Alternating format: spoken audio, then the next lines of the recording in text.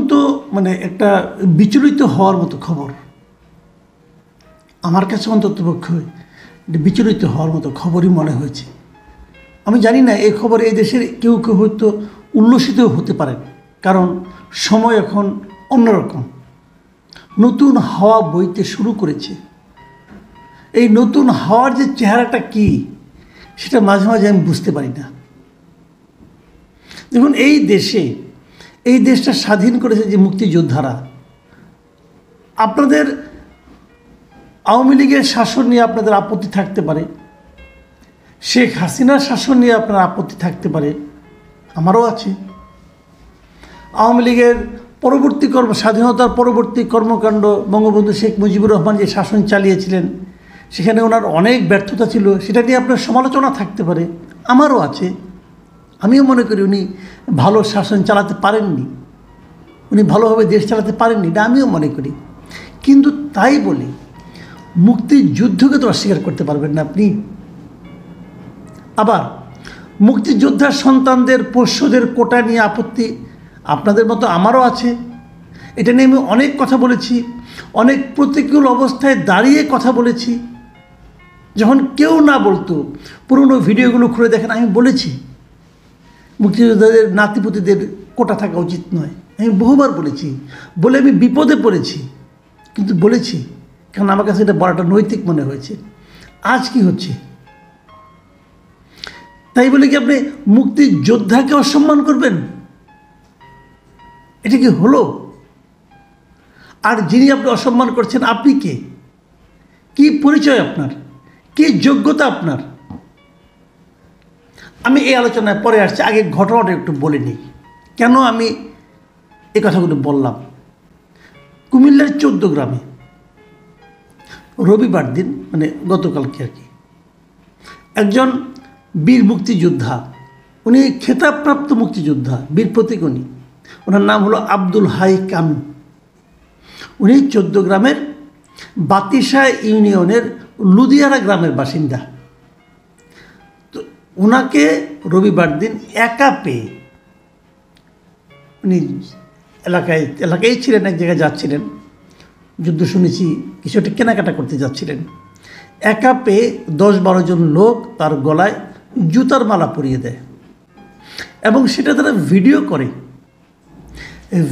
করে সেটা তারা ফেসবুকে ছেড়ে দেয়।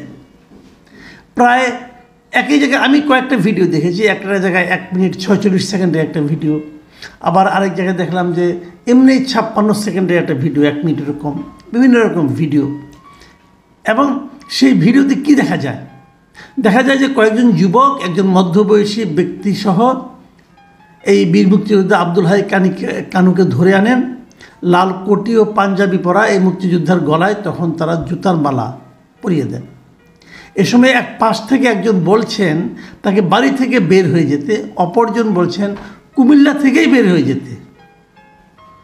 এবং এই সময় এই মুক্তিযোদ্ধা বলেন, আমরা এত বছর বাড়িতে থাকতে পেরেছি। এ সময় আরেকজন বলেন, আপনি পুরো গ্রামের মানুষের কাছে মাপ চাইতে পারবেন? এ সময় তুমি হাত জোর করে সবার কাছে মাপ চান। এক পর্যায়ে তাকে 2 জন ব্যক্তি ধরে সামনে নিয়ে যায়। এখন এগুলো কারা করেছে সেটাও ভিডিওতে যে ছবিগুলো দেখা গিয়েছে সেগুলো দেখে স্থানীয় লোকজন চিনেছে, সবাই অচেনার কোনো কারণ নাই। এবং একাধিক লোক যেগুলো বলেছে সেগুলো হলো এই কাজগুলো করেছে স্থানীয় জামাত সমর্থক প্রবাসী আবুল হাসেম, এবং তার নেতৃত্বে আরও ছিল ওহিদ, রাসেল, পলাশসহ 10-12 জন ব্যক্তি। এরাই এই কাজগুলো করছে। এখন প্রশ্ন হচ্ছে যে এই কাজটা তারা কেন করল? তারা কি কেবল আব্দুল হাই কানুকে অপমান করতে চেয়েছেন, নাকি তাদের মুক্তিযুদ্ধের বিষয়ে ব্যাপক ক্ষোভ আছে, যে ক্ষোভের বহিঃপ্রকাশ তারা হাতের কাছে একজন মুক্তিযোদ্ধাকে পেয়ে করেছেন? সবাই বলেছেন এই লোকগুলো জামাতের সমর্থক, এবং আপনারা সবাই জানেন 14 গ্রাম জামাত অধ্যুষিত একটা এলাকা। এখানে সবসময় জামাতের সঙ্গে আওয়ামী লীগের একটা মানে কম্পিটিশন হয় নির্বাচনের সময়। বিএনপির এখানে কোনো পাত্তা টাত্তা খুব একটা নাই। জামাতের নেতা সৈয়দ মোহাম্মদ তাহের, জামাতের একজন বড় নেতা, নায়েবে আমির, এবং এখানে আওয়ামী লীগের নেতা ছিলেন মুজিবুল হক, একসময় রেলমন্ত্রী ছিলেন, তারপরে আবার যাক নানা ঘটনার মাধ্যমে উনি আলোচিত, ওনাকে নিয়ে হাস্যরস অনেক কিছু হয়েছে এই সোসাইটিতে। এই লোকগুলো স্বাধীনতা বিরোধী, এই লোকগুলি রাষ্ট্রদ্রোহী আচরণ করেছে। এইভাবে কি তাদের বিচার হবে? লোকজন বলেছে তারা জামাত সমর্থক। জামায়াতের উপজেলা আমির যিনি আছেন মোহাম্মদ মাহফুজুর রহমান, তিনি বলেছেন এই ঘটনার সাথে স্থানীয় জামাতের কোনো সম্পৃক্ততা নাই। প্রবাসী আবুল হাশেম আমাদের দলের কেউ না, তবে সমর্থক কিংবা অনুসারী হলেও হতে পারে। এই যে দলের কেউ না, সমর্থক বা অনুসারী হলেও হতে পারে, সমর্থক বা অনুসারী হলেও হতে পারে বললেন কেন? তার মানে উনি তাকে ভালোভাবে চেনেন, এখন দায় এড়াতে চাইছেন। লোকজন তো জানে ভাই এরা কারা, এলাকার লোকজন জানে না। আপনি সাংবাদিকদের কি বললেন না বললেন তাদের কিছু যায় আসে না। এই সরকার, আগের সরকার পতনের পর নতুন সরকার আসার সময় আমি বিভিন্ন সময় দেখেছি জামাতে ইসলামকে খুবই সংযত আচরণ করতে, আমি দেখেছি, আমি অস্বীকার করব না এটা। কিন্তু তারপরেও সবসময় সব জায়গায় বোধহয় কন্ট্রোল রাখা যাচ্ছে না। এর দায়ভার কিন্তু জামাতকেই বহন করতে হবে আমি মনে করি। সাধারণ মানুষের মন যদি একবার উঠে যায় না, ঝামেলা পড়ে যাবেন ভাই। সবশেষে আমি যে কথাটা বলবো, স্বরাষ্ট্র বিষয়ক উপদেষ্টা উনিও বলেছেন বিচার হবে। আমরা সেই বিচারটা দ্রুততার সঙ্গে দেখতে চাই। আমরা সেই ব্যক্তিগুলিকে গ্রেফতার করা হয়েছে, বিচারের আওতায় আনা হয়েছে সেটা দেখতে চাই। এবং আমরা আরও দেখতে চাই সারা দেশে মুক্তিযোদ্ধাদের যেন অসম্মান করার কেউ প্রচেষ্টা না করে। মাথায় রাখতে হবে এ দেশটা রাজাকারদের দেশ নয়, এটা মুক্তিযোদ্ধাদের দেশ, এটা মনে রাখতে হবে। এদেশে যদি কেউ সেকেন্ড ক্লাস সিটিজেন হয়ে থাকে রাজাকাররা হবে, মুক্তিযোদ্ধারা নন। সেদিন বিশ্ববিদ্যালয়ের রাতের বেলা একটা স্লোগান নিয়ে আলোচনা উঠেছিল।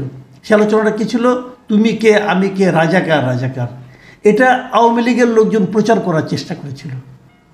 এর পেছনে আরেকটা শব্দ উচ্চারিত হয়েছিল স্লোগানে, সেটা হলো যে কে বলেছে স্বৈরাচার স্বৈরাচার। পরেরটুকু তারা প্রচার করেনি। যদি পরেরটুকু না থাকতো এই স্লোগানটা কেউ গ্রহণ করতো না। এবং যদি ওই সময়ে শেখ হাসিনা ওই ধরনের কথা না বলতেন, রাজাকারের বাচ্চা এটসেট্রা এটসেট্রা, তাহলেও এটা এরকমভাবে কিন্তু পেত না। তার মানে ওই জন্য স্লোগান উচ্চারিত হয়েছিল বলে এটা মনে করার কোনো কারণ নাই যে রাজাকার হওয়ার মধ্যে, নিজেকে রাজাকার হিসেবে পরিচয় দেওয়ার মাধ্যমে সম্মানিত হওয়ার কোনো সুযোগ আছে। এদেশে আমার বিবেচনায় একটা মাত্র গোষ্ঠী নিজেদেরকে রাজাকার পরিচয়ে পরিচিত করে সম্মানিত হতে চান, আর কেউ না। আওয়ামী লীগ কী করেছে তার শাস্তি আওয়ামী লীগ পাবে, বিএনপি কী করেছে তার শাস্তি অথবা পুরস্কার বিএনপি পাবে, জামাত কী করেছে তার শাস্তি অথবা পুরস্কার জামাত পাবে। কিন্তু একটা কথা মাথায় রাখতে হবে, সকল বিতর্কের ঊর্ধ্বে আমাদের মুক্তিযুদ্ধ এবং আমাদের মুক্তিযোদ্ধারা। তারা যদি ব্যক্তিগতভাবে কোনো অন্যায় করে থাকে অবশ্যই তার বিচার হবে। এই ভদ্রলোক, এই যে আব্দুল হাই কারুন সাহেব, উনি যদি কোনো অন্যায় করে থাকেন অবশ্যই তাকে বিচারের সোপর্দ করতে হবে। কিন্তু সেই বিচারের দায়িত্ব এই জামাত সমর্থক অথবা জামাতের কর্মী অথবা যিনি জামাতের সমর্থক হলেও হতে পারেন তাকে দেওয়া হয় নাই ভাই। আপনি যেই হন না কেন, বিচার করার অধিকার আপনাকে দেওয়া হয় নাই।